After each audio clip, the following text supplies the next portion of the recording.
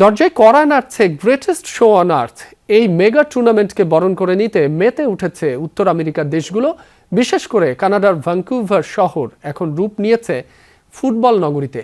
পাহাড়ের চূড়া থেকে শুরু করে শহরের কেন্দ্রবিন্দু সবটাই এখন রঙিন বিশ্বকাপের রঙে। ভ্যাঙ্কুভারের চোখ ধাঁধানো প্রস্তুতি নিয়ে ডেস্ক রিপোর্ট। ফুটবল জ্বরে কাঁপছে বিশ্ব, আর সেই উন্মাদনার কেন্দ্রবিন্দুতে এখন কানাডার ভ্যাঙ্কুভার। ইতিহাসের সবচেয়ে বড় বিশ্বকাপকে স্বাগত জানাতে এক অভিনব রূপ ধারণ করেছে এই শহর।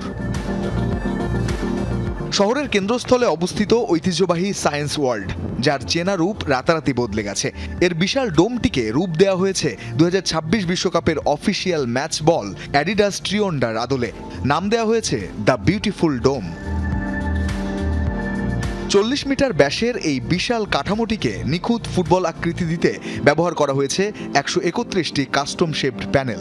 স্প্যানিশ শব্দ ট্রিওন্ডার অর্থ তিনটি তরঙ্গ, যা মূলত তিন যৌথ আয়োজক কানাডা, মেক্সিকো এবং যুক্তরাষ্ট্রের সীমান্তহীন ঐক্যের প্রতীক।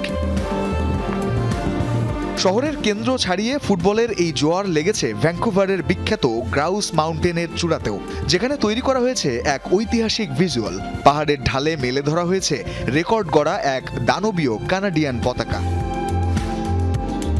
160 মিটার দীর্ঘ এবং 80 মিটার প্রস্থের এই পতাকার ওজন প্রায় 1,500 কেজিরও বেশি, যা আকারে প্রায় 1.5টা ফুটবল মাঠের সমান। দূর দূরান্ত থেকে আসা পর্যটকদের জন্য যা এখন মূল আকর্ষণ। কর্তৃপক্ষের হিসাব বলছে, বিশ্বকাপ চলাকালীন এই অঞ্চলে পা রাখবেন 3 লক্ষেরও বেশি ফুটবল প্রেমী। আর বিশ্বমঞ্চের এই অতিথিদের বরণ করে নিতে পুরোপুরি প্রস্তুত ভ্যাঙ্কুভার। রঞ্জন শান্ত, যমুনা স্পোর্টস।